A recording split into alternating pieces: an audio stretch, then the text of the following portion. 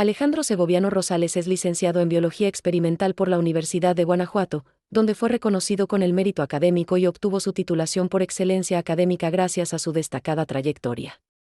Inició su carrera profesional como analista de microbiología farmacéutica en el Centro Nacional en Bioprocesos Aplicados, CENEVA, donde participó en proyectos de esterilidad de productos farmacéuticos, monitoreos ambientales y de agua, así como en la validación de filtros grado esterilizante. Posteriormente se desempeñó como supervisor de producción en biológicos Provacuna, Bioprovac, coordinando actividades operativas en la elaboración de vacunas avícolas contra distintas cepas de influenza aviar. En paralelo a su experiencia en la industria, ha compartido su conocimiento como profesor en distintos niveles educativos, desde preescolar hasta preparatoria, impartiendo materias científicas por 3 años consecutivos.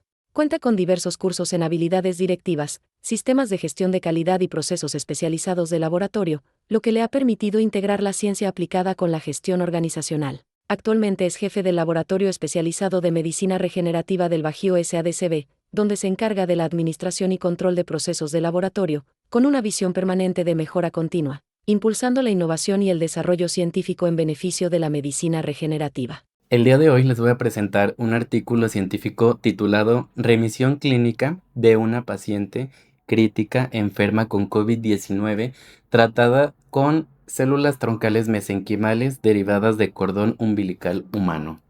El contenido de la presente será comenzando por introducción, seguido de los datos de la paciente, posteriormente la evolución de la enfermedad, después cómo fue el procedimiento de la obtención de las células, seguido de los resultados y discusión de los autores, y finalmente las conclusiones y perspectivas del mismo artículo. Comenzando con la introducción, se sabe que en diciembre del 2019 inició el brote de neumonía causado por en su ese entonces, nuevo coronavirus del 2019, actualmente denominado SARS-CoV-2, COVID-19. Para el 4 de marzo del 2020, en China se habían registrado 80.424 personas contagiadas, de las cuales 2.984 fallecieron. En otros 73 países y regiones se reportaron 12.578 casos confirmados y 234 muertes. De acuerdo con información de la Organización Mundial de la Salud, 1.8 millones de muertes fueron registradas solamente en 2020 a nivel global. Pero, ¿cuáles son los síntomas de esta enfermedad? Los síntomas del COVID-19 más comunes principalmente son la tos, la fiebre y el cansancio.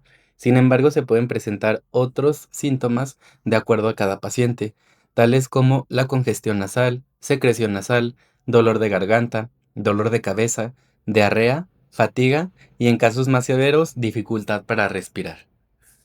Pero, ¿cuál es una de las características más importantes que pueden llegar a causar la enfermedad del COVID-19? Una vez que una persona ha sido infectada por COVID-19 y que ha sido alojado en los alvéolos de los pulmones, lo que va a suceder va a ser una cascada de señalización inflamatoria, lo cual va a producir una atracción de diferentes células inmunológicas, tales como las células dendríticas, macrófagos, monocitos, entre otras más, que lo que van a producir va a ser la generación de citocinas proinflamatorias de una manera exacerbada, a lo que se le conoce como tormenta de citocinas. La tormenta de citocinas lo que va a causar es una inflamación a nivel integral en todo el paciente, que de manera consecuente va a generar síndrome respiratorio agudo, falla multiorgánica del paciente, un síndrome de hiperinflamación y, si no es controlado, incluso la muerte.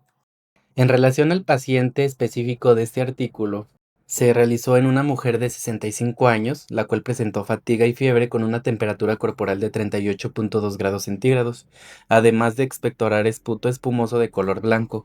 Al cabo de un día desarrolló opresión en el pecho con una saturación de oxígeno del 81% y una presión arterial de 160/91. El diagnóstico fue de acuerdo con la Guía para el Diagnóstico y Tratamiento de la Neumonía por Infección del Nuevo Coronavirus 2019, cuarta edición en prueba, y se diagnosticó COVID-19 con base en la prueba de PCR en tiempo real por SARS-CoV-2. El histórico del avance de la enfermedad se presentará a continuación día por día. En el día cero, la paciente presentó fatiga, fiebre de 38.2 grados centígrados y expectoración espumosa blanca. Debido a que había viajado desde Wuhan el 21 de enero, fue ingresada de inmediato a un hospital cercano. donde se tomaron muestras de hisopado faríngeo y se inició tratamiento de apoyo con antibióticos y fármacos para reducir la flema. Posteriormente, en el día 1, presentó opresión torácica y saturación de oxígeno baja. De acuerdo con la prueba realizada de PCR en tiempo real, la paciente resultó positiva para SARS-CoV-2 y se presentaron opacidades en pulmón derecho, de acuerdo con los estudios realizados por rayos X, e inició inhalación de interferón alfa. En el día 2, la paciente presentó empeoramiento respiratorio y fue ingresada al departamento de enfermedades infecciosas. Se iniciaron tratamientos antivirales con lopinavir y ritonavir, interferón alfa, antibióticos, antiinflamatorios e inmunoglobulina, y se utilizó ventilación mecánica no invasiva para controlar la hipoxia. En el día 3, la paciente respiraba con facilidad bajo ventilación, tenía temperatura normal pero tos paroxística, presentó diarrea severa y se le administraron electrolitos y rehidratación, además de insulina subcutánea para controlar la glucosa. En el cuarto día presentó alteraciones electrolíticas graves, leucocitosis con neutrofilia, elevación de proteína C reactiva y fue diagnosticada como COVID-19 crítica con insuficiencia respiratoria aguda y diarrea aguda con diabetes e hipertensión pendientes de confirmar. En el quinto día se dio la diarrea y la disnea en reposo, pero persistió la tos paroxística con esputo blanco.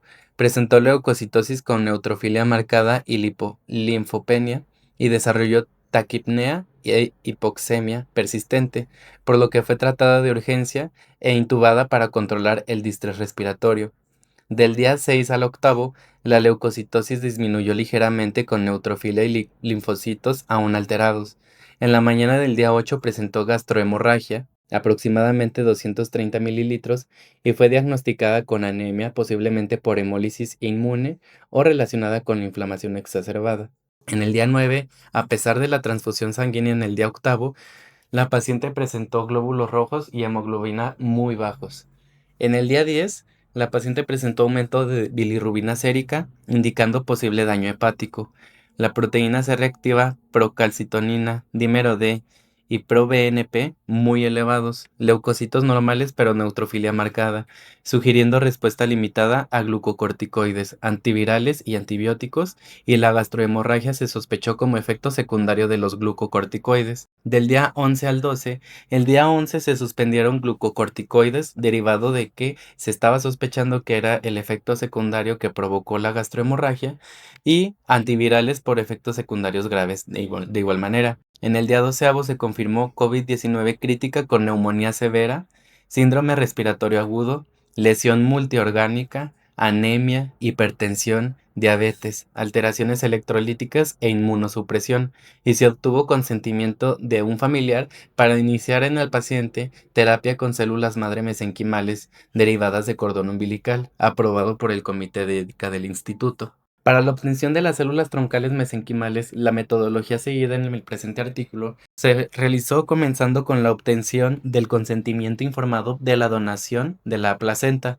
Una vez que se obtuvo la placenta, se realizó un lavado con solución salina al 0.9% para la eliminación de residuos sanguíneos, seguido de la obtención de la gelatina de Wharton, que es el tejido de sostén presente en el cordón umbilical, y una vez que se obtuvo la gelatina de Wharton, se realizó una digestión enzimática con colagenasa al 0.2%, incubándose a 37 grados centígrados a 2.5 horas, y seguido de otra digestión enzimática con tripsina en agitación, de igual manera a 37 grados, pero solamente media hora. Posteriormente se realizó el cultivo, el pie de cría del cultivo de estas células obtenidas después de la digestión enzimática, y se cultivaron en medio de cultivo DIMEM suplementado con 5% de lisado de plaquetas humanas.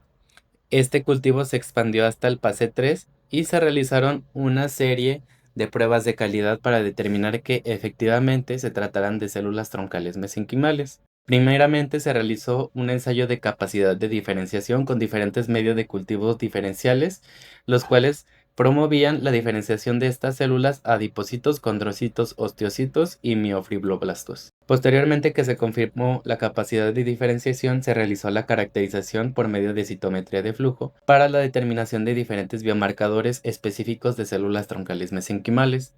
Posteriormente, se realizó la cosecha de las células troncales y se analizó que efectivamente cumplieran con un valor superior al 90% de viabilidad celular. Una vez confirmada la viabilidad, se elaboraron dosis de 50 millones de células por mililitro y las cuales se aplicaron en la paciente en los días 13, 16 y 19. Como resultados y discusión, primeramente se presenta un resumen de la evaluación de la evolución de la enfermedad, en la que podemos observar en la primer fila, por medio de columnas, los días desde el día 0 hasta el día 21. El día 0, el cual se realizó en enero 27, y el día 21 terminó en febrero 17. Y se puede observar los diferentes tratamientos, síntomas que presentó la paciente, que se le fueron presentando de acuerdo conforme iban avanzando los días. Como resultados, lo que obtuvimos fue diferentes datos de acuerdo a los factores analizados. El primer análisis clínico realizado fue la determinación de creatinina medida en micrómetros, el cual el rango normal es de 41 a 81. En el día 3 al 10, los valores se encontraban dentro del rango. En el día 12 disminuyó a 33.6, que fue ligeramente bajo, y del día 14 al 21 se mantuvieron valores estables y normales. De acuerdo con estos datos, no hubo daño renal significativo. La estabilidad indica ausencia de falla renal aguda y es un buen pronóstico en términos de perfusión y función renal. En COVID crítico, esto es relevante porque la falla renal es común en sepsis y en síndrome respiratorio agudo. El segundo factor analizado fue la bilirrubina directa, dentro de los cuales los parámetros normales son de 0 a 8 micromolar. En la evolución, en el día 6 hubo un aumento leve, en el 10.º día hubo un pico marcado con un valor de 43.8 y en el día 12 al 21 un descenso progresivo hasta la normalización.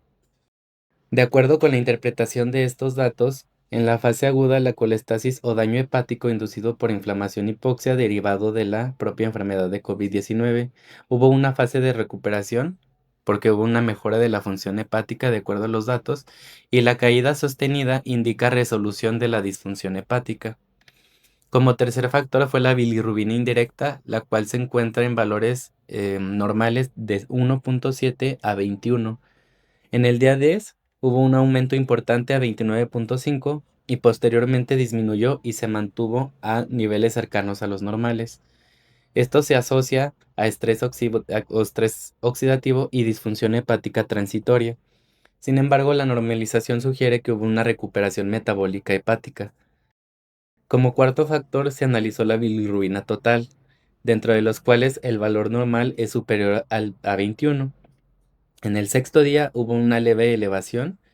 Sin embargo, en el 10.º día fue el pico más elevado con un valor de 73.3 y posterior al día 12 en adelante hubo un descenso sostenido de estos valores, lo cual indica un daño hepático significativo durante la fase crítica, pero el descenso posterior es un marcador fuerte de recuperación orgánica.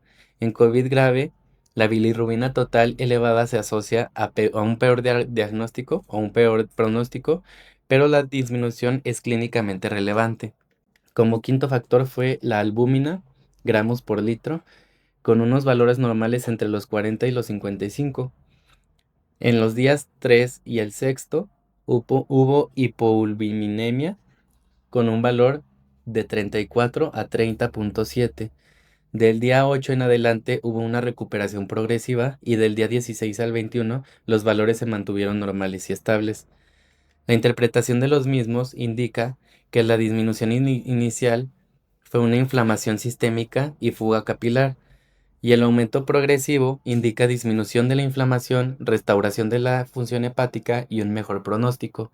En estudios con las células troncales mesenquimales, la recuperación de albúmina se interpreta como efectos antiinflamatorios y reparadores del tejido endotelial, funciones atribuidas directamente al tratamiento con las células troncales mesenquimales. En el sexto factor, que es la enzima ALT, los valores normales son 7 a 40 unidades por litro. En la evolución, observamos que de los días 3 al 12 se encontraban los valores dentro del rango. En el día 14 hubo un pico elevado con un valor de 53.5 y posteriormente hubo un descenso progresivo. Esto se puede interpretar como un daño hepatocelular transitorio, posiblemente relacionado con la inflamación sistémica y la medicación que se le estaba dando a la paciente. Sin embargo, el descenso progresivo indica una resolución del daño hepático. Posteriormente, como séptimo factor analizado fue la enzima AST con un valor normal de 13 a 35 unidades por litro, dentro del cual se resalta en el día 14 un pico elevado de 45.8 y posteriormente una normalización de los datos. Esto se puede interpretar como un daño hepático inicial y un daño muscular sistémico, y esto en COVID o en pacientes con COVID grave se asocia a hipoxia tisular. Y posteriormente el descenso de estos datos de este factor analizado lo que indican es una mejora sistémica. Posteriormente, como octavo dato, el CPR lo que nos indica es la proteína C reactiva, que nos va a dar información acerca de el paciente está presentando una tormenta de citocinas y si hay una respuesta favorable en el paciente. En el día 3 lo que observamos, hay datos muy elevados, alcanzando 69.68. En el día 10 fue el pico máximo con 82.69 y del día 12 al 21 hubo un descenso continuo hasta alcanzar casi valores normales del factor analizado, el cual, como les mencionaba, es un marcador clave de tormenta de citocinas, y el descenso progresivo indica control de la inflamación, respuesta favorable del tratamiento y uno de los mejores indicadores en este artículo de la remisión clínica. Como noveno factor analizado, se realizó en la procalcitocina, dentro de los cuales los valores normales son del 0 al 0.05%. En cuanto a la evolución en el paciente, generalmente se encontraron valores bajos y hubo elevaciones leves y transitorias, máximo a 0.161. La interpretación de estos datos nos muestran que no hay una evidencia clara de sepsis bacteriana y refuerza que la inflamación fue principalmente viral inmunológica, y esto es útil para descartar alguna coinfección bacteriana severa. Como décimo factor se analizó el dímero D, dentro de los cuales los factores normales son del 0 al 0.5%. En el día 6 fueron valores elevados de 2.63, pero el pico se presentó en el día 10 con un valor de 4.76, alcanzando un descenso progresivo hasta el día 21 con un valor de 1.34. Esto lo que indica es una coagulopatía asociada al COVID, riesgo de microtrombosis y tromboembolismo, y la disminución de los mismos datos sugieren que hubo una resolución del estado protrombótico y una mejora endotelial. Este parámetro es clave en COVID grave y su reducción es muy relevante clínicamente para diagnosticar que la paciente fue remisa a esta enfermedad. Como otro factor analizado fue ProBNP, el cual los valores normales van de 0 a 325. En el día 3 todavía se encontraban valores normales dentro del rango, y de los días 8 al décimo hubo una elevación marcada de 629 a 670. Sin embargo, en el día 12 al 16 hubo un descenso progresivo y hasta el día 17 vuelve al rango normal. Esto lo que refleja inicialmente es un estrés cardíaco y sobrecarga hemodinámica común en pacientes con COVID crítico, y la normalización de los datos posterior a la aplicación de las células troncales mesenquimales indican recuperación cardiovascular y disminución de inflamación sistémica. De manera global, el perfil muestra fase crítica con inflamación sistémica severa, daño hepático, coagulopatía y estrés cardíaco, posterior disminución progresiva de marcadores inflamatorios como la proteína C reactiva, mejora orgánica multisitio, tanto en el hígado, la coagulación, el corazón, y un perfil compatible con la remisión clínica. Posteriormente, los autores nos presentan información de manera de gráficos de la cantidad o la concentración de neutrófilos y de linfocitos en la paciente, así como las células blancas totales. En el eje de las X podemos observar en las tres gráficas los días desde el día 0 al día 22, y a manera de flechas señalando hacia abajo, indican los días en que se aplicaron las células troncales mesenquimales.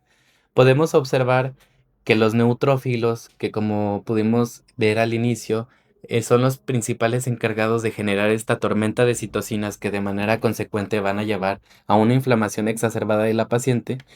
¿Cómo es que después de la aplicación de células troncales mesenquimales, los valores o la concentración de neutrófilos se reduce, lo cual representa una disminución en la inflamación exacerbada presentada en el paciente, lo cual es característico en pacientes con COVID ya de manera crítica? Y de manera contraria, los linfocitos que van a tener una respuesta antiinflamatoria, los cuales se habían visto reducidos conforme la paciente evolucionaba en la enfermedad, posterior a la aplicación de las células troncales mesenquimales, se puede observar que hay un aumento en la concentración de los linfocitos, lo cual nos habla que tanto la disminución de neutrófilos como el aumento de linfocitos aumentan y confirman la función inmunomoduladora de las células troncales mesenquimales, muy importante para el tratamiento de este tipo de pacientes para esta enfermedad.